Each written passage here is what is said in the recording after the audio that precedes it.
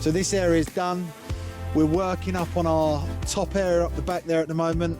Had a bit of a nightmare over the last weeks as I battled the council. They said I needed well, actually they haven't said that at the moment. They've been out to visit because I think one or two neighbours have moaned about our activity here. It's a kind of a fine line because we are caught between where we stood now. This is sport and recreational. This has been used as sport and recreational land. Up there's equestrian agricultural land. So we're caught between multiple different permitted development rights on this site. You've got residential curtilage down there, you've got equestrian up there, you've got sport and recreation here and here. So there's a little bit of overlap on your permitted development rights. So as soon as you kind of tiptoe that, planning is a minefield at the best of times. You know, it's a minefield, and you know, you navigate that corridor as best you can, and ultimately some people think, well, how are you doing that without planning? Well, I'm working my land, which if I put my farmer hat on, I'm allowed to work my land.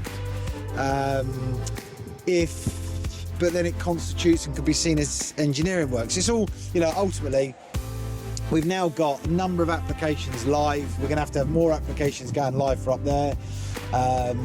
So it's that kind of tightrope we walk all the time with planning. But I had last week I had the Royal Borough enforcement team out for a scheduled visit to look at this. I think in the main they were generally happy because we've done what we said we were going to do. We were going to improve this land and seed it, and I've committed to showing them updates weekly to show this going green.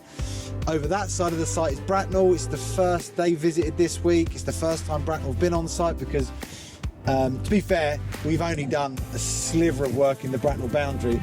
All of that land over there, if you just pan across to that site over there, we've done absolutely nothing on that side of the site other than improve them trees and take the ivy off. So the reality is there's a little sliver, if you swing back this way, there's a little sliver on the back of the site that sits in their boundary that I hope we can have a pragmatic conversation with them over the coming week.